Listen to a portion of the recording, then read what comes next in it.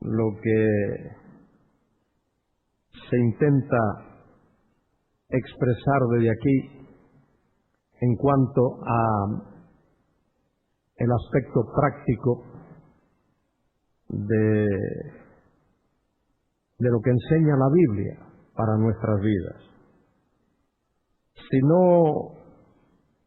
no aplicamos las verdades de la Biblia, de poco nos sirve que la estudiemos.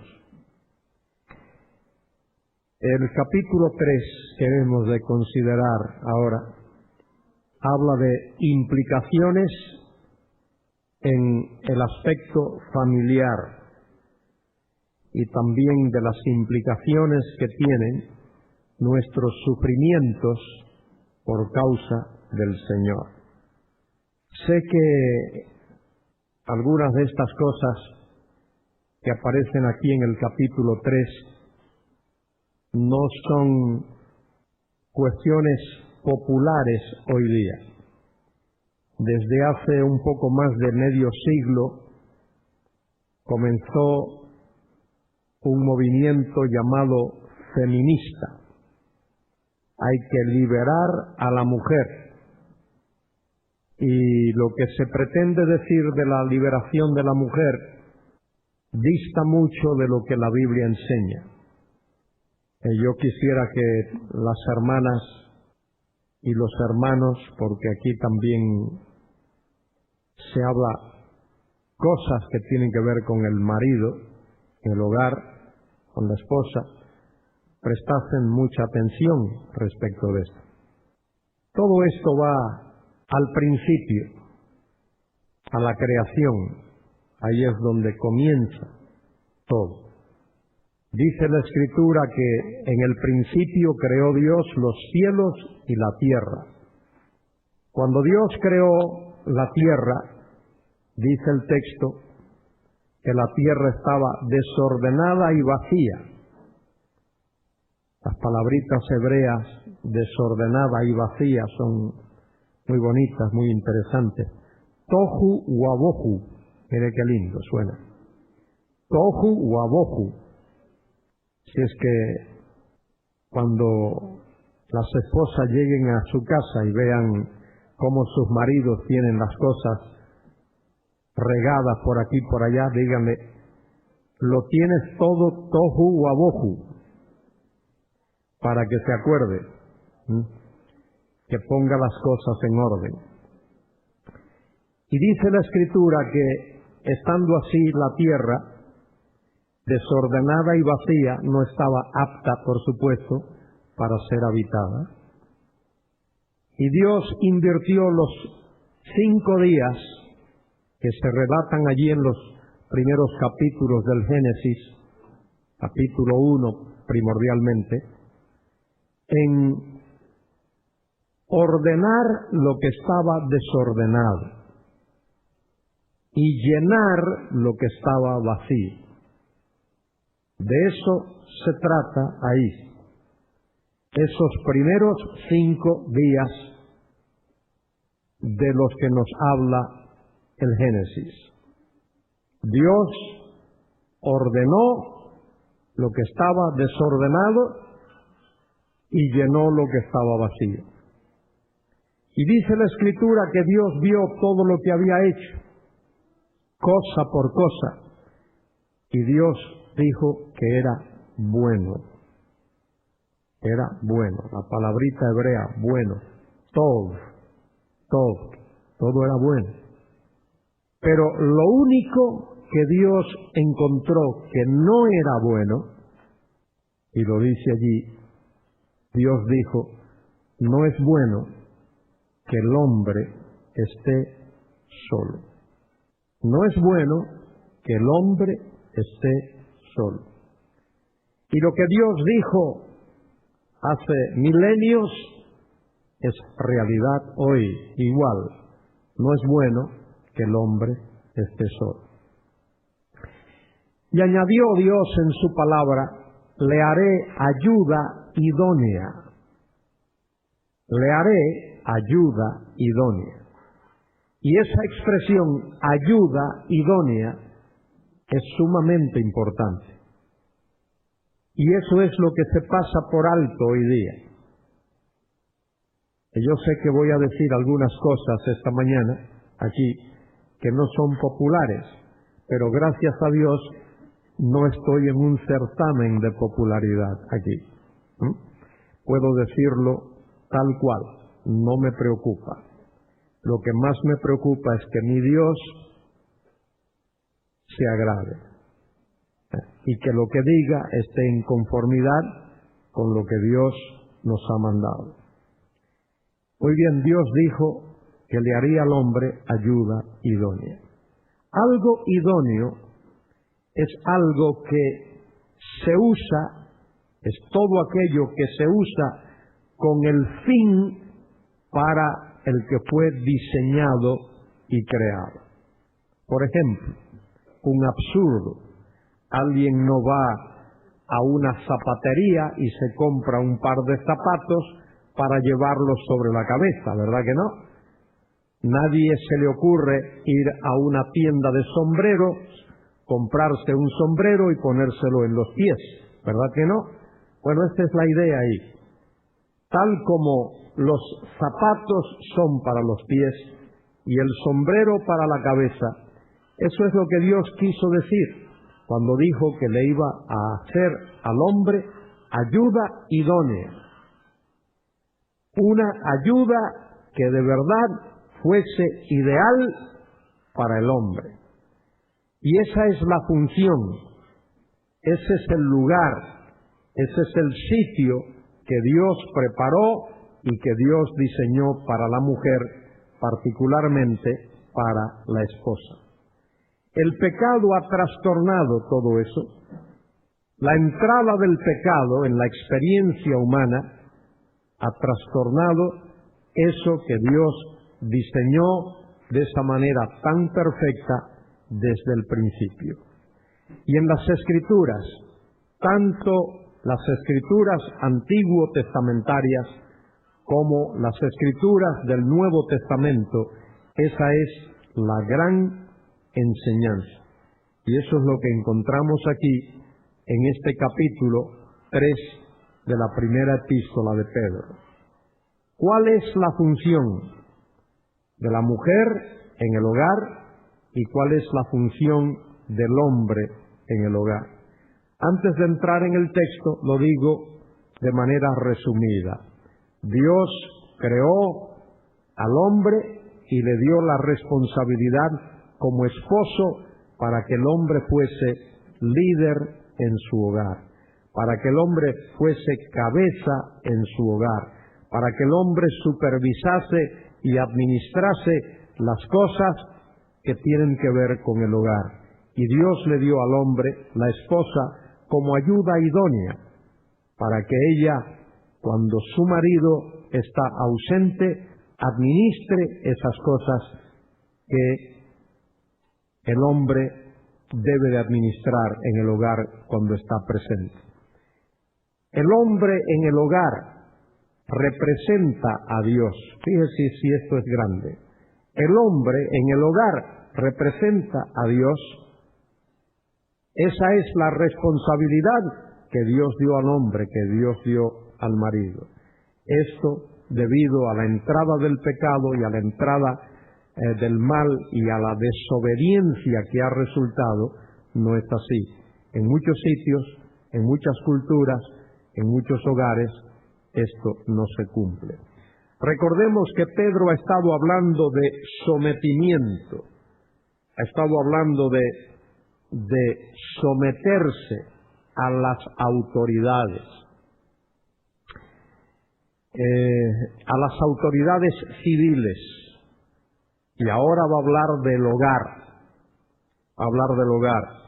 Dice, asimismo, tal como el ciudadano tiene la obligación de someterse al gobierno civil, tal como el empleado, en aquellos tiempos eran esclavos, tenía la responsabilidad de someterse a su patrón, a su amo, asimismo, de la misma manera, asimismo vosotras. Entre paréntesis, ejemplo de sometimiento también es nuestro Señor Jesucristo. El Señor Jesucristo vino a este mundo, se hizo hombre, se encarnó para hacer la voluntad de Dios. Y allí en la epístola a los Hebreos lo dice: el hacer tu voluntad me ha agradado. En el capítulo 17 del Evangelio según San Juan, varias veces el Señor habla de ese sometimiento, de hacer la voluntad del Padre. En el Evangelio según San Juan, varias veces el Señor dice, capítulos 5 y capítulo 6, que Él vino para hacer la voluntad del Padre y la hizo perfectamente. Él se sometió. Y dice San Pablo, Filipenses 2:5, haya pues en vosotros este sentir que hubo también en Cristo Jesús.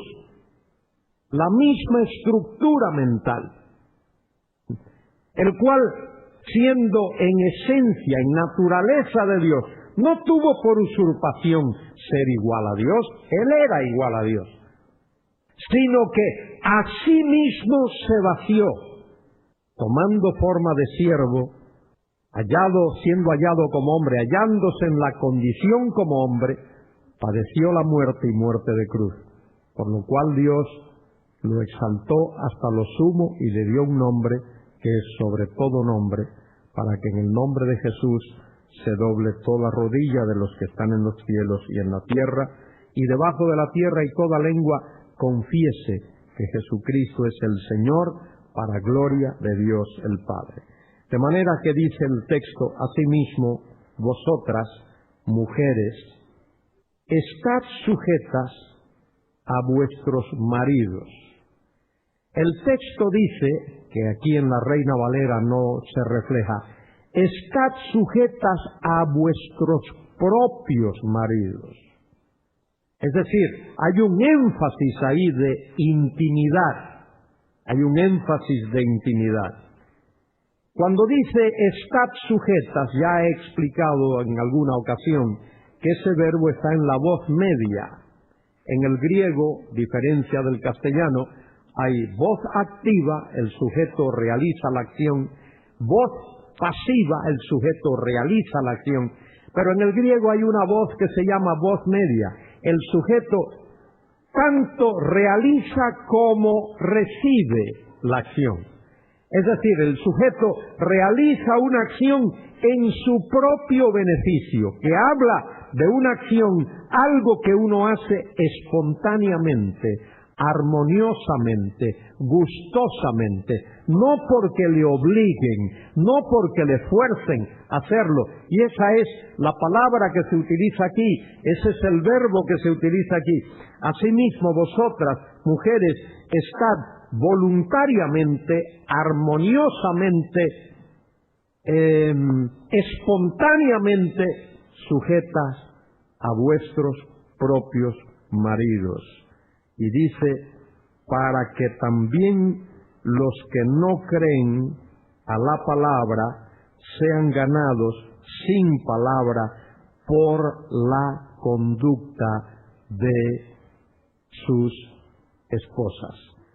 Es decir, que una esposa en el hogar puede ser la mejor evangelista para su marido inconverso, con su comportamiento, con su sujeción a la autoridad de su marido. Ella puede ser la mejor evangelista de su hogar, de su marido, y un ejemplo para sus hijos y particularmente para sus hijas que un día han de contraer matrimonio. Creo que es Tito que habla de las mujeres mayores y dice que las mujeres deben de ser maestras del bien, maestras del bien. Y cuando en un hogar hay pleitos,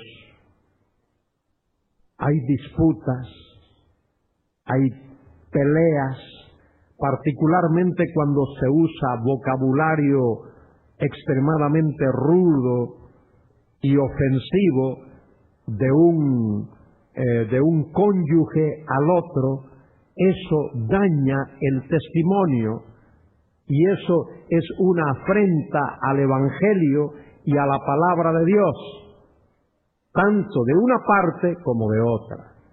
Debe de haber suavidad, debe de haber verdadero amor. Aquí se habló ya del amor ágape. Ágape es el amor de la inteligencia, el amor que ama sabiendo lo que ama. Así nos ama Dios a nosotros, y ese es el amor que Él puso en nuestro corazón por el Espíritu Santo que nos ha sido dado. No somos perfectos, tenemos muchas aristas en nuestras vidas, tenemos muchas imperfecciones, pero es la responsabilidad del marido guiar a su esposa para que crezca espiritualmente, para que madure espiritualmente, para que esas aristas sean eliminadas de su vida, y es la responsabilidad de la esposa también facilitar a su marido todo lo necesario para que él sea el verdadero líder en el hogar. Esto hoy día, como he dicho ya, debido a ciertos movimientos que hay por ahí, no se está cumpliendo. Y a veces bromeamos respecto de esto, pero no es, las bromas esas no son tan bromas, a veces es bastante en serio. Decimos que el hombre es la cabeza del hogar y la mujer el cuello que mueve la cabeza. Bueno, en muchos sitios es así. Él está en el trono, pero ella es el poder detrás del trono. Y eso ocurre con tanta frecuencia.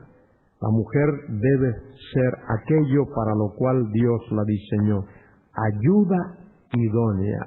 Y la mujer debe de sentirse orgullosa y complacida y bendecida cuando su marido es alabado, es exaltado por los miembros de su comunidad.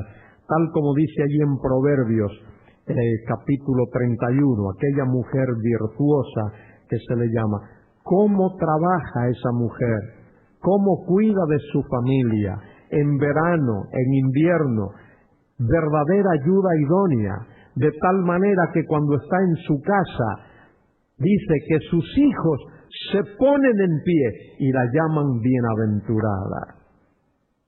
Qué hermoso, qué precioso. Hace años, mi esposa y yo estuvimos en un hogar en el estado de Michigan, en Estados Unidos. Éramos huéspedes allí.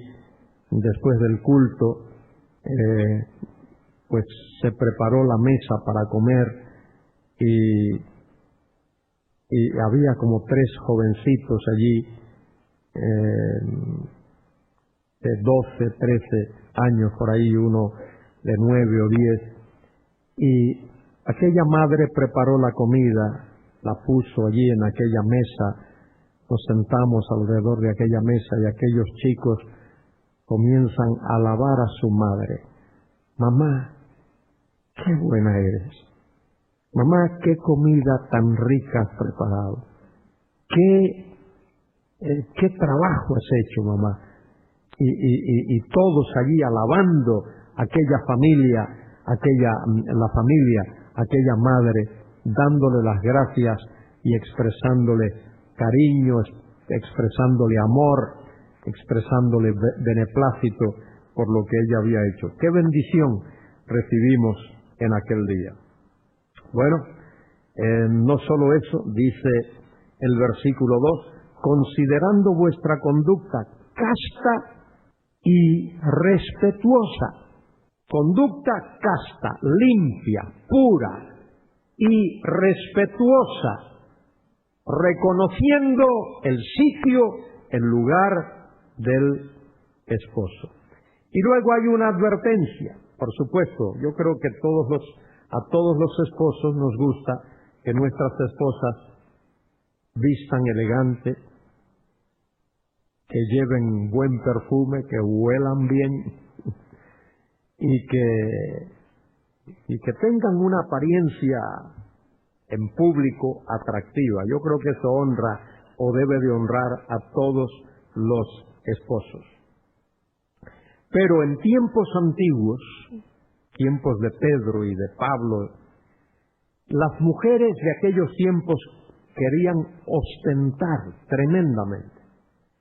Y hay escritos seculares de aquellos tiempos que habla, por ejemplo, de mujeres que se vestían para ir a una fiesta y el vestido que llevaba iba adornado de piedras preciosas, diamantes, rubíes, esmeraldas. Y hay un caso en el cual alguien ha calculado que el valor actual de el vestido de esa mujer en dinero de ahora sería alrededor de $7 millones. Dígame usted, eso solo era para ir a la fiesta, porque a la calle no podía salir. Imagínese, alguien la dejaría desnuda en la calle por quitarle todas esas piedras preciosas. Eso es lo que la palabra de Dios, rechaza. Esa ostentación, es lo que dice aquí. Dice, vuestro atavío no sea el extremo de peinados ostentosos, de adornos de oro o de vestidos lujosos. A eso es a lo que Pedro se refiere, a eso que mencioné anteriormente. Sino el interno. Toda mujer debe saber que la verdadera belleza es la interior. Yo recuerdo estando en la escuela bíblica, no todas las chicas eran guapas. Había algunas que eran guapísimas, pero había otras que no eran tan físicamente guapas.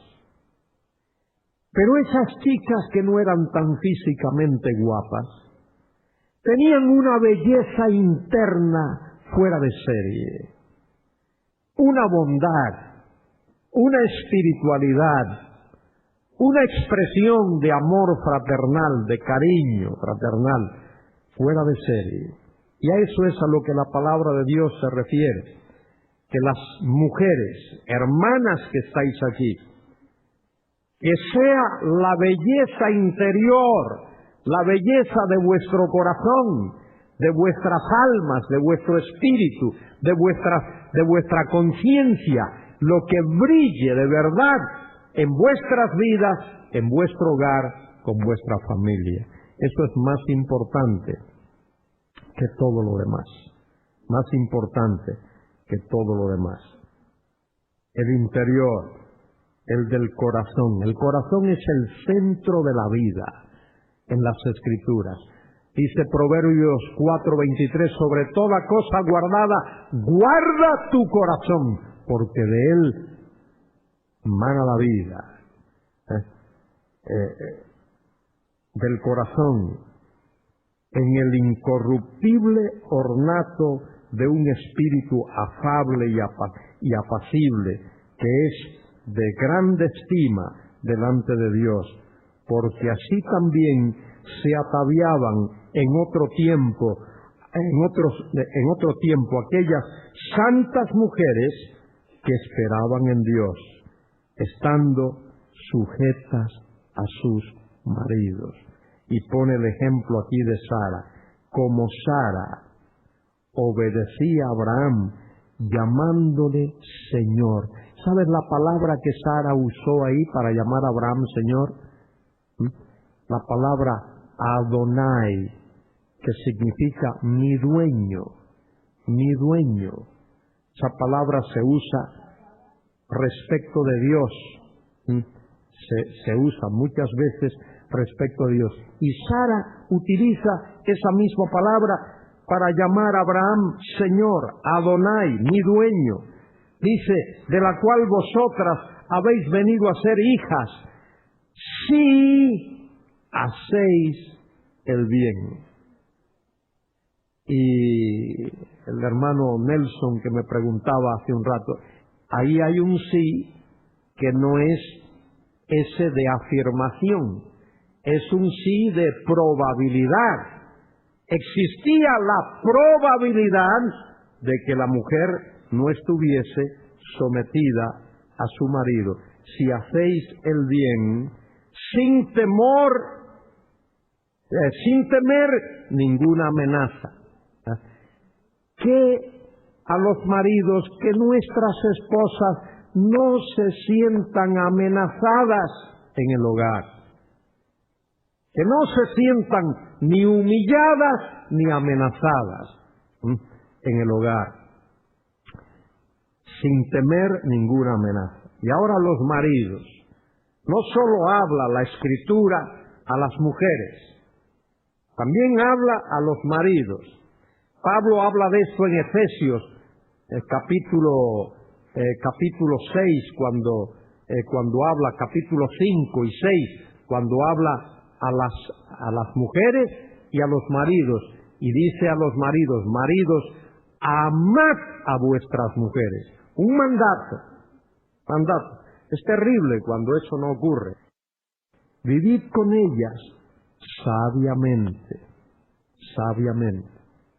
El marido tiene que ser sabio en su relación con su esposa, dando honor a la mujer como vaso más frágil. Casi todo el mundo tiene en su casa una vajilla muy fina, la vajilla que solo se saca en ocasiones especiales. Esa vajilla es muy frágil, hay que tratarla con mucho cuidado.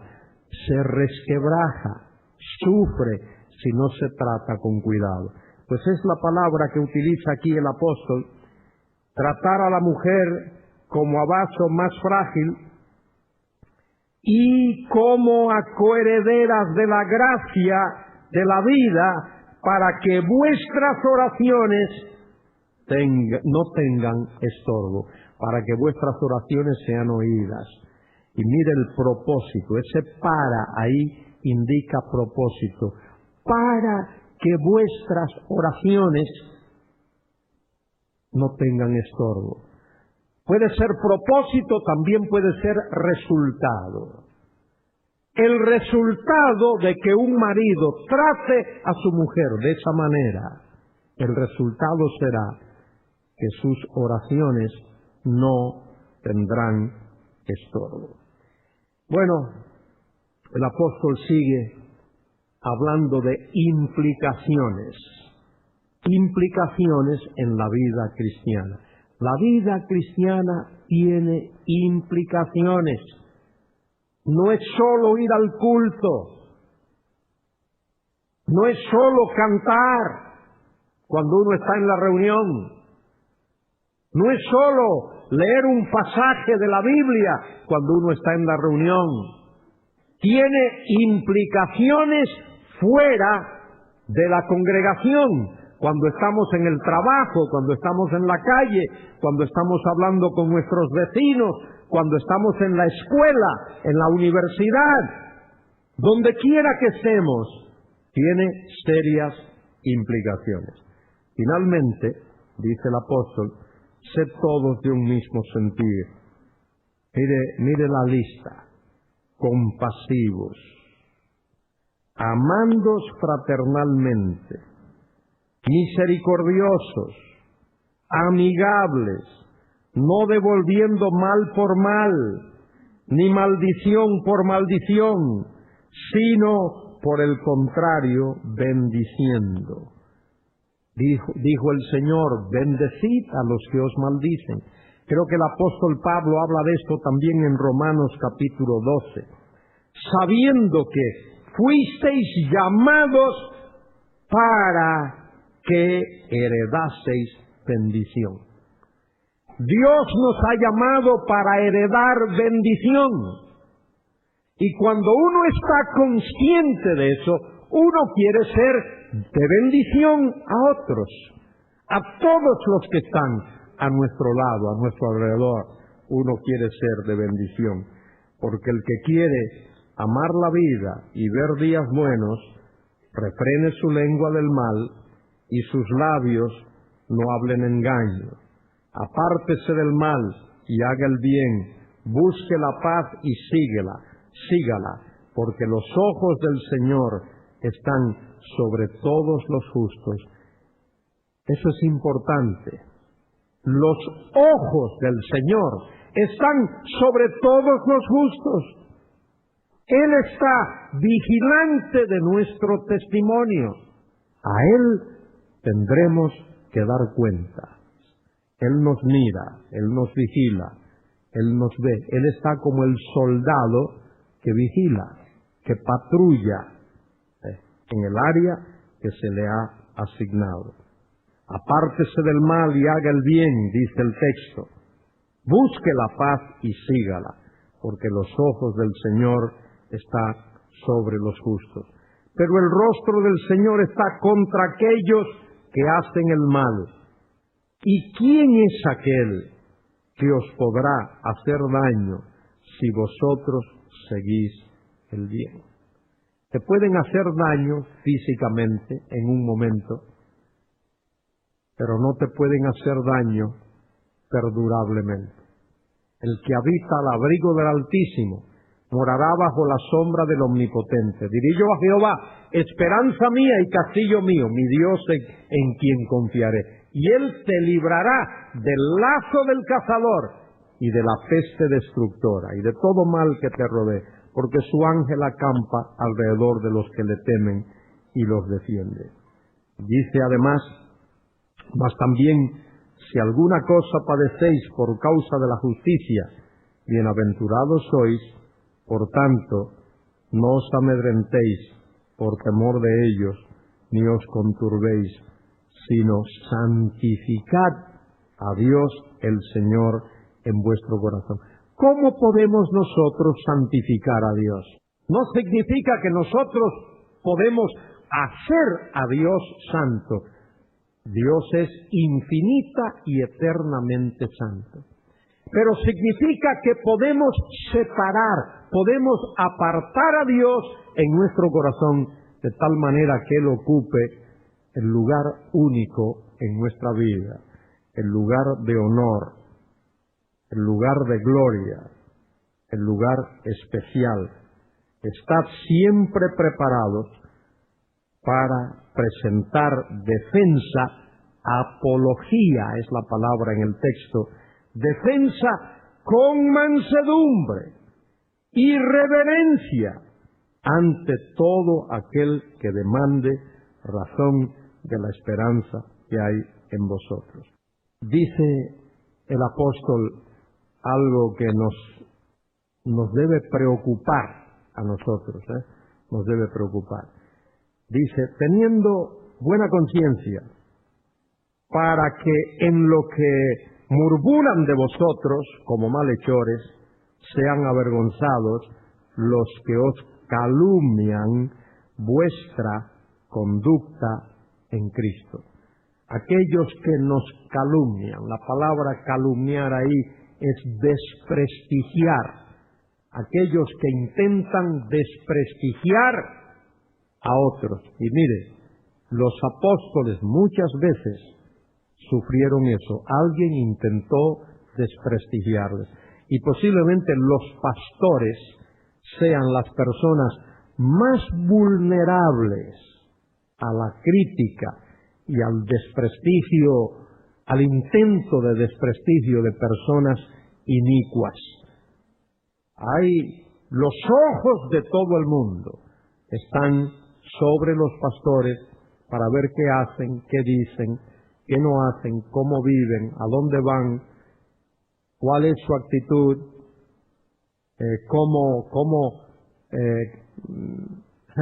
a mí una vez alguien me dijo que hacía 3 semanas que llevaba la misma corbata. Digo, y mire, no me había dado cuenta, pero alguien se dio cuenta de que no me había cambiado de corbata durante varias reuniones de la iglesia, y a veces uno pues coge la corbata, la primera ahí se la pone.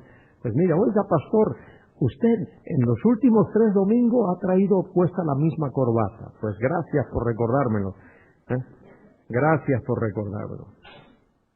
Añade el apóstol, porque así también sufrió el Señor. Más también, si alguno padece por causa de la justicia, pues mire, es bienaventurado. Por tanto, no os amedrentéis por temor de ellos, ni os conturbéis, sino santificad a Dios en vuestro corazón. Y luego al final de este capítulo, versículo 17, porque mejor es que padezcáis haciendo el bien, si la voluntad de Dios así lo quiere, que haciendo el mal. Uno no busca el sufrir. Uno no va detrás del sufrimiento de manera morbosa.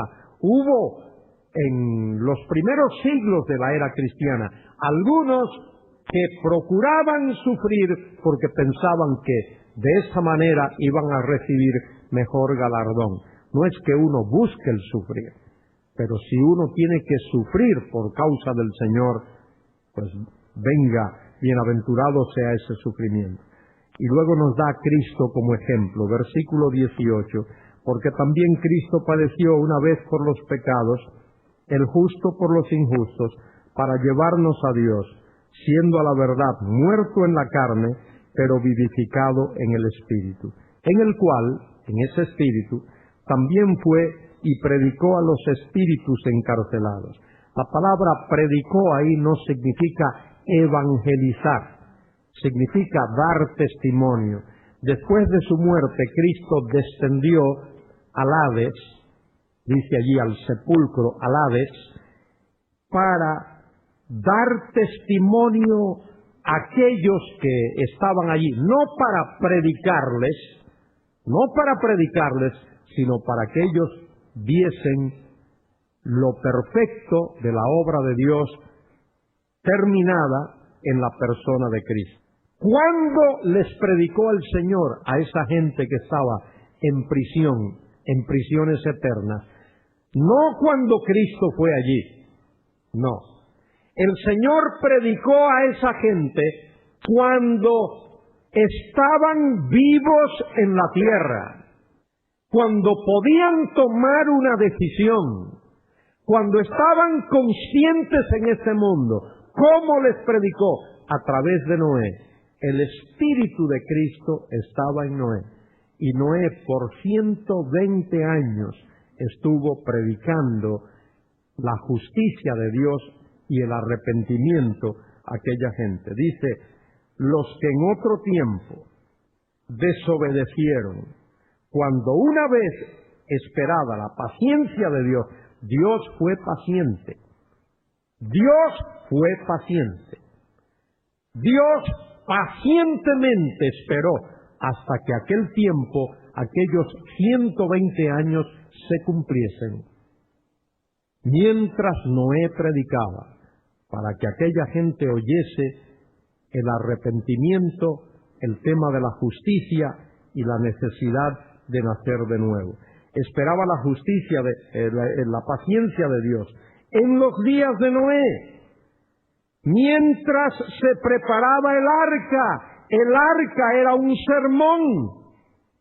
El arca misma era un sermón para aquella gente incrédula. El arca le decía a aquella gente que Dios iba a intervenir judicialmente a través de un diluvio universal, que iba a llover, y la gente se rió, se burló de Noé.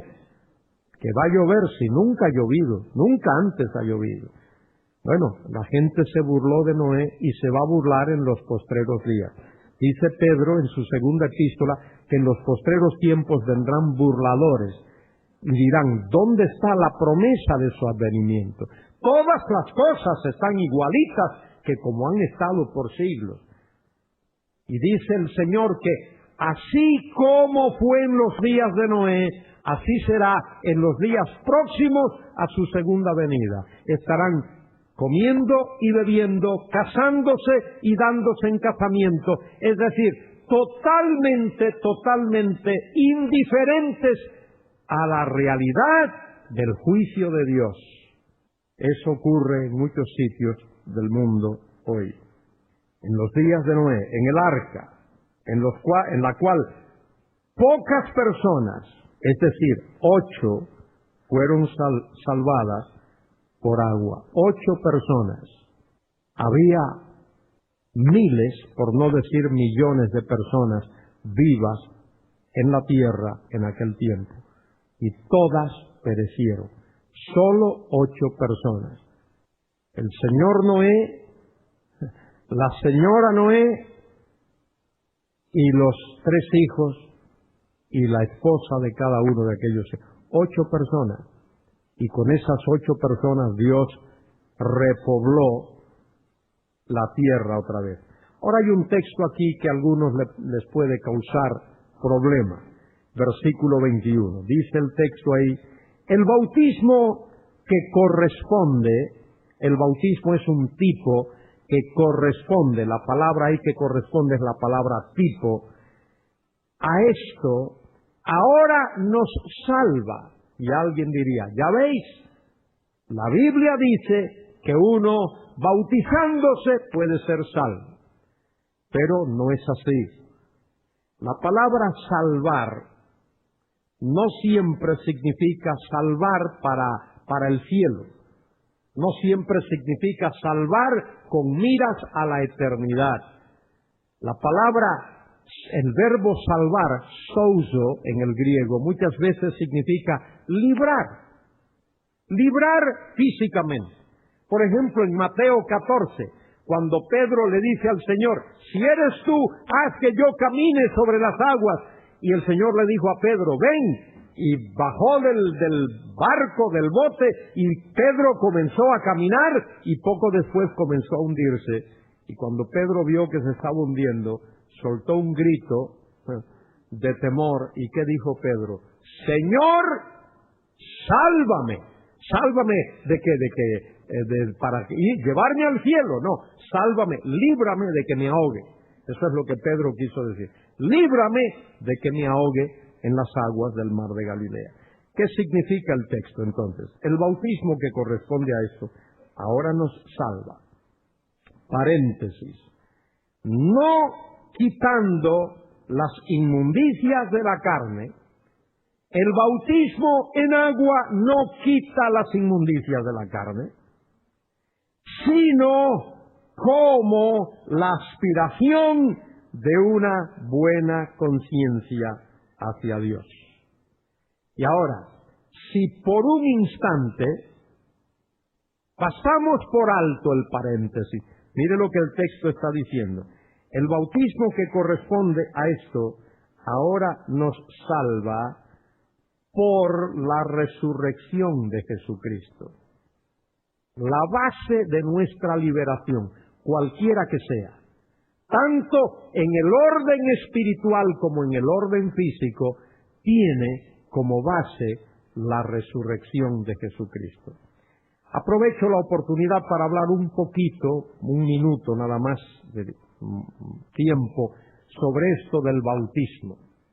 En la Biblia se habla de bautismo por el Espíritu o en el Espíritu o con el Espíritu, es lo mismo. Por el Espíritu, en el Espíritu, con el Espíritu, se refiere a la misma cosa, es el bautismo del Espíritu. Esto es una cosa. Y en la Biblia también se habla de bautismo en agua. Son los 2 aspectos del tema del bautismo que tenemos en la Biblia. La palabra bautismo literalmente significa sumergir. Bautizar es sumergir. La Biblia no reconoce otra forma de bautismo que no sea sumergir. Pero la palabra bautismo, bautizar, teológicamente significa identificar. El objeto que es bautizado se identifica con aquello en o dentro de lo cual es bautizado. De manera que teológicamente la palabra significa identificar.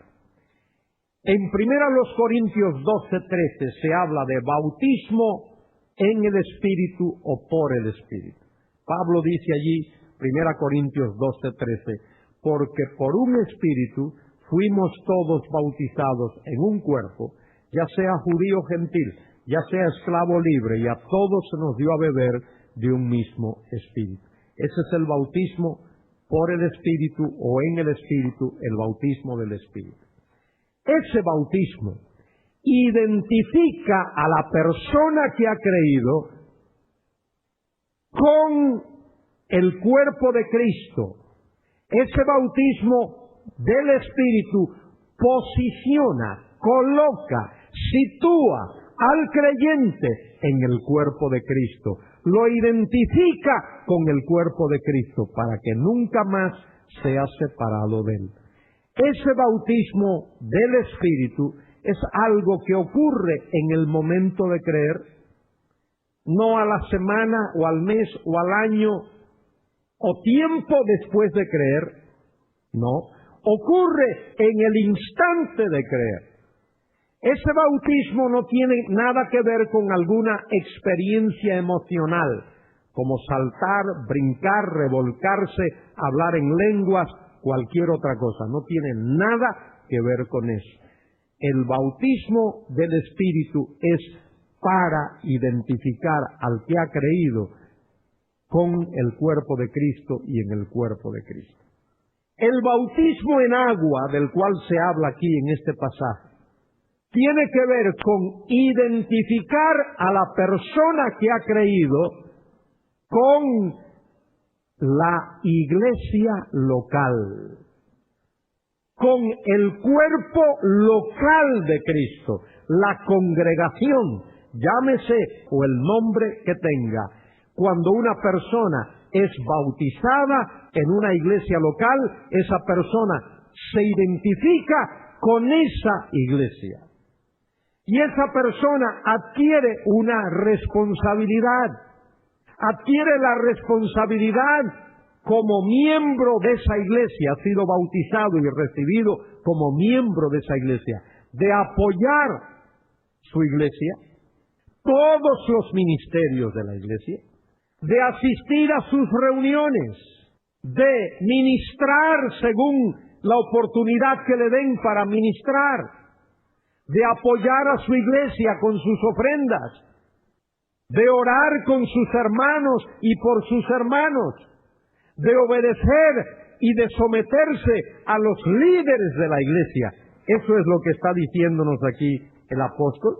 Dice, el bautismo que corresponde a esto ahora nos salva, no quitando las inmundicias de la carne, sino como una aspiración de una buena conciencia hacia Dios por la resurrección de Jesucristo, quien, habiendo subido al cielo, está a la diestra de Dios y Él está sujeto, y a Él están sujetos ángeles, autoridades y potestades. Estos capítulos hablan de esa sujeción. El cristiano tiene la obligación, tiene la responsabilidad de estar sujeto a las autoridades superiores, a los líderes de la iglesia, en el hogar, en la familia, al marido que es cabeza del hogar y a todo aquello a lo cual y en lo cual él forma parte, ya sea de una empresa, ya sea de un centro de trabajo. Es importante eso. Y cuando uno se bautiza en una iglesia, uno se compromete a guardar los preceptos, las normas, todo lo que tiene que ver con esa iglesia y a someterse a la autoridad pastoral de la iglesia.